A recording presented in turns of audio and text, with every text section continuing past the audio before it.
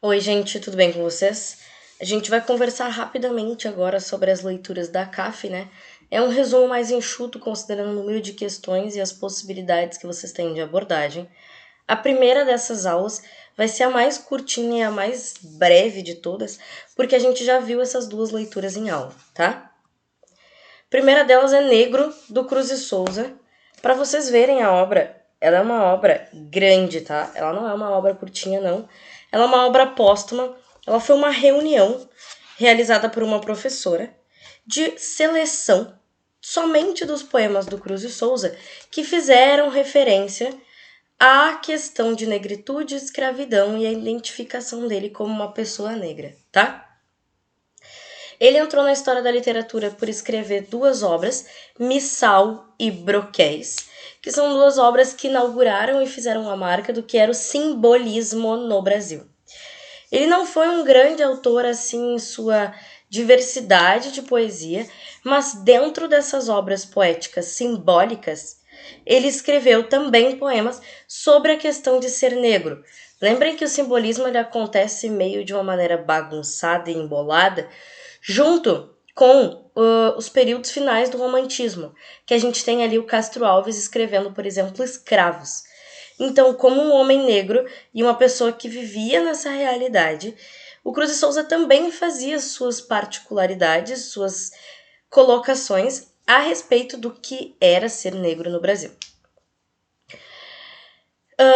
Importante, tá? O Cruz e Souza, ele vai ser, por ser simbolista, um autor que não vai ter como nicho essas poesias de crítica. Ele fala muito sobre a questão do sofrimento da condição humana, ou seja, ele até fala sobre como é ser infeliz nessas coisas, mas não era a função dele, propriamente dita nas suas obras, criticar e fazer análises sociais. Ele também tem essa coisa da sensualidade, do misticismo, que são marcas do simbolismo. Lembrem lá, religiosidade, sinestesia, o uso da cor branca como contraste para essas coisas ruins que ele sentia. Eu vou pedir desculpa, tem um abençoado que acabou de começar a serrar coisas aqui agora no prédio. Ele vai publicar um livro também chamado Evocações, que é um livro inicial da carreira dele, tá? Apesar de ele ser filho de escravos, ele teve uma boa educação, ele teve toda também uma liberdade de construção da carreira dele, tá?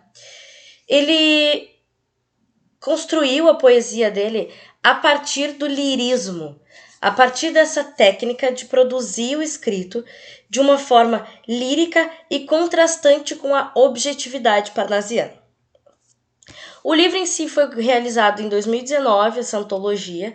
Ele une poemas, textos, e alguns desses textos são quase cartas, tá? Que o autor escreveu. No total são 24 poemas, e 9 textos em prosa e 4 cartas. O livro é só uma seleção de textos, fazendo essa retrospectiva de que o Cruz e Souza não era só esse escritor simbolistinha, mostrando que sim, ele colocou o ponto de vista dele sobre essa realidade negra dentro de algum dos livros dele. Percebam aqui do lado que eu fiz essa tabela de distribuição sobre aonde está esses textos dentro do livro, tá? Percebam que boa parte dele está escrito no livro derradeiro. Nós temos apenas 3 que foram distribuídos em missais e broquéis, em broquéis e faróis, que são os livros de base dele, tá? Faróis também é um livro muito famoso junto com missais. Esses livros mais simbolistas não têm muito a presença desses escritos. Eles foram colocados mais pro fim da vida dos textos do Cruz e Souza, tá? É importante vocês analisarem que esse livro, por ser uma antologia, ele é organizado da maneira que um autor externo pensou em utilizar esses textos, tá? Então não tem nada da mão do Cruz e Souza aqui, a não ser o material escrito. A organização, a forma como foi apresentado, em nada tem a ver, ok? Só para vocês entenderem, são poucos os poemas, tá? É mais ou menos isso aqui de poema, e tudo isso aqui são textos em prosa. Muita gente acredita que esses textos em prosa são muito mais análises feita pelo Cruz e Souza pensando sobre o abolicionismo, sobre as pessoas, sobre a forma como se vivia e tudo mais, ok? Eu vou ler para vocês aqui, antes da gente passar para o próximo livro, visto que a gente já conversou sobre esse livro em aula, o poema Grito de Guerra. Aos senhores que libertam escravos. Bem, a palavra dentro em voz escrita, em colossais e rubros caracteres, é valorosa, pródiga, infinita. Tem proporções de claros rosicleres, como uma chuva olímpica de estrelas. Todas as vidas livres, fulgurosas, resplandecendo, vós tereis de vê-las. Rolar, rolar nas vastidões gloriosas, basta do escravo ao suplicante rogo. Subindo acima das etéreas gazas, do sol da ideia do escaldante fogo. Queimar, queimar as rutilantes asas, queimar nas chamas luminosas, francas, embora o grito da matéria apague-as, porque afinal as consciências brancas são imponentes como as grandes águias. Basta na forja, no arsenal da ideia, fungir a ideia que mais bela achardes, como uma enorme fúlgida odisseia da humanidade e os imortais alardes. Quem como vós principiou a festa da liberdade vitoriosa e grande, há de sentir no coração orquestra do amor que como um bom luar se expande. Vamos, são horas de rasgar das frontes os véus sangrentos das fatais desgraças e encher da luz dos vastos horizontes todos os tristes corações das raças. A mocidade é uma falena de ouro. Dá-lhe é que rompe o sol do bem mais puro. Vamos, erguei vosso ideal tão louro, por remir o universal futuro. O pensamento é como o mar, arrebenta, ferve e combate herculeamente enorme, e como o mar na maior febre aumenta, trabalha a luta com furor, não dorme. Abre, portanto, a gigantada leiva, quebrando a fundo os espectrais embargos, pois que enfrentarei na explosão de seiva, muito melhor os panteões mais largos. O poema ainda vai mais 1,5 páginas, tá? Mas entendam que apesar do ponto de vista crítico que ele tem ali, dessa fala diante das pessoas que libertavam os negros, o poema tem todo um tom lírico. Essas palavras mais acadêmicas, esse tom diferente, que é marca do simbolismo. Ele não é como os poemas do Castro Alves, em que a gente vê essa coisa mais bruta, mais visceral. O poema dele continua tendo essa coisa mais bela da poesia, apesar de apresentar todas as particularidades de uma crítica social. Tá? Eu deixei um pedaço dele aqui do Escravocratas. Ó transfugas do bem que sob o manto régio, maranhosos agachados, bem como um crocodilo. Viveis sensualmente à luz de um privilégio, na pose bestial de um cágado tranquilo. Eu rio-me de vós e cravo-vos as restas, ardentes do olhar formando uma vergasta, dos raios mil do sol, das iras dos poetas, e vibro-vos a espinha enquanto o grande basta. O basta gigantesco, imenso, extraordinário. Da branca consciência o rutilo sacrário, no tímpano do ouvido audaz me faz soar. Eu quero em rude verso altivo adamastórico, vermelho colossal destrépito gongórico, castrar-vos como um touro ouvindo-vos urrar. Percebe, principalmente no último terceto ali, um tom bem mais crítico, bem mais direto, mas tudo conhecido ainda, apesar desses detalhes poéticos, dessa construção lúdica. Crônicas de Amor e Amizade, da Clarice Lispector, também é uma antologia póstuma que selecionou as crônicas que a Clarice escrevia no jornal. Elas foram divididas, eu vou pegar aqui para vocês verem mais um exemplar, tá?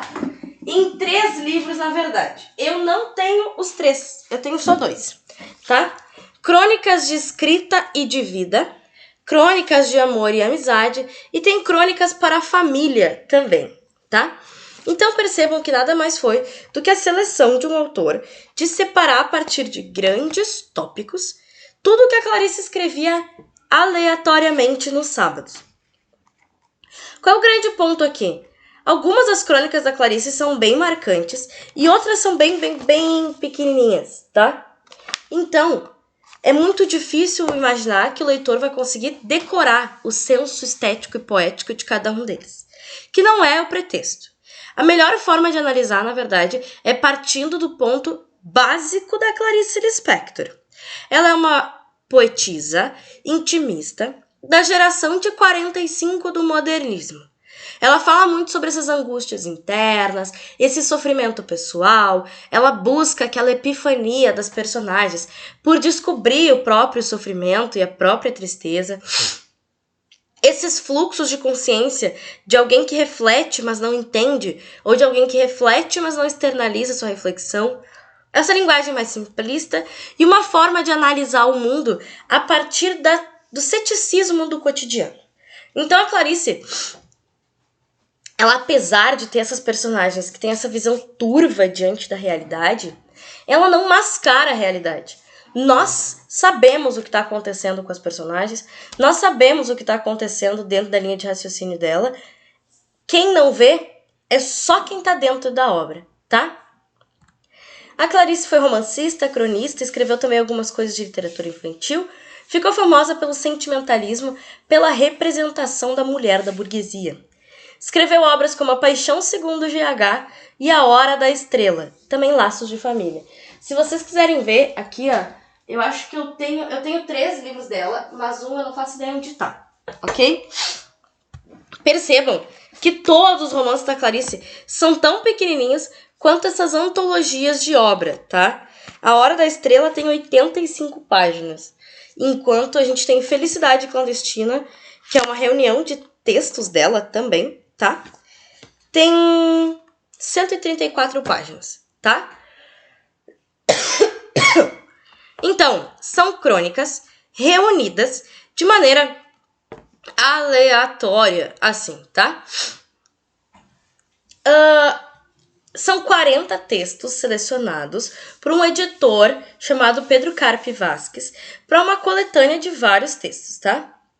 Ele vai ser o primeiro de todos que vai sair. E sem se ater a essa lógica do que faz a literatura, o que era prosa técnica, a sua prosa intimista, a Clarice passou muito tempo escrevendo essas pequenas histórias e falando sobre elas no jornal. Algumas delas, inclusive, vão ter intertexto, ou seja, ela fala sobre isso, e daí 1 ano depois alguém manda uma carta perguntando o que aconteceu, e ela vai lá e fala mais um pouquinho, mas nenhuma delas tem necessariamente conexão uma com a outra. Uma pode puxar a outra, mas elas não são feitas para se prenderem, tá? A forma como o livro foi organizado também foi uma escolha do Pedro Carpe, tá? Eles têm um pouco dessa lógica particularizada da Clarice, em que ela mostra essas observações simples do cotidiano e, ao mesmo tempo, essas viagens dentro das vozes da cabeça dela, tá? Tem um deles que é muito legal, em que ela fala do que os homens gostam, do que as mulheres gostam. Isso é uma coisa bem legal. Ela fala, o homem gosta de futebol, o homem gosta de não sei o quê, tá? Eu vou ler aqui um pedaço pra vocês. O homem, como o homem é simpático. Ainda bem, o homem é a nossa fonte de inspiração? É. O homem é o nosso desafio? É. O homem é o nosso inimigo? É. O homem é o nosso rival e estimulante? É. O homem é o nosso igual e ao mesmo tempo totalmente diferente? É. O homem é bonito? É. Engraçado? É. O homem é um menino? É. O homem também é um pai? É. Nós brigamos com o homem? Brigamos. Nós não podemos passar sem o homem com quem brigamos? Não. Nós somos inteiramente interessantes porque o homem gosta de mulher interessante? Somos. O homem é a pessoa com quem temos diálogos mais importantes? É. O homem é um chato? Também. Nós gostamos de ser chateadas pelo homem? Gostamos. Poderia continuar com essa lista interminável até o diretor me mandar parar, mas acho que ninguém me mandaria parar, pois penso que toquei num ponto nevrálgico. E sendo um ponto nevrálgico, como o homem nos dói. E como mulher dói ao homem. Com a minha mania de andar de táxi, entrevisto todos os choferes com que viajo. Uma noite dessa viajei com um espanhol, e aí ela começa a devanear sobre a viagem dela com um espanhol, que vai convidar ela para ir ver o sítio dele. De que nos importa? Ela tá falando do que os homens gostam. Daí a amiga dela fala, futebol, não sei o que, não sei o que. Um amigo responde, homem gosta de mulher. E ela conclui que mulher gosta de homem. Mesmo com todas aquelas questões, mulher gosta de homem, homem gosta de mulher e um não vive sem o outro, tá? Então, até essas reflexões super mais elaboradas e distantes, assim como até essas reflexões pequenininhas, por exemplo. A dificuldade de encontrar para poder exprimir aquilo que, no entanto, está ali, dá uma impressão de cegueira, é quando, então, se pede um café. Não é que o café ajude a encontrar a palavra que mais representa um ato histérico libertador. Isso é um ato gratuito que liberta. Então vai dizer, às vezes é muito difícil quando a gente tá ali com uma coisa na garganta, a gente sente que consegue falar, mas não consegue. É nesse momento que a gente deveria pedir um café. Não é como se o café ajudasse a gente a entender o que a gente tem que falar, mas ele liberta a gente de uma maneira gratuita. Com uma amiga, chegamos a um tal ponto de simplicidade ou liberdade que às vezes eu telefono e ela responde: não tô com vontade de falar. Então eu digo até logo e vou fazer outra coisa. Ela fala sobre essa liberdade que a gente tem com pessoas que são realmente próximas a gente, de poder falar as coisas que a gente realmente acredita. E isso pode ser de uma coisa super séria a uma coisa super simples, tá? Todos os contos têm esse quê de simplicidade, esse quê detalhado, desses pontos de vista da Clarice, dessa minuciosidade de ver o mundo. Ok, gente? Esses aqui a gente viu de uma maneira mais curtinha, porque a gente já tinha visto eles antes. A gente se vê na próxima. Tchau, tchau.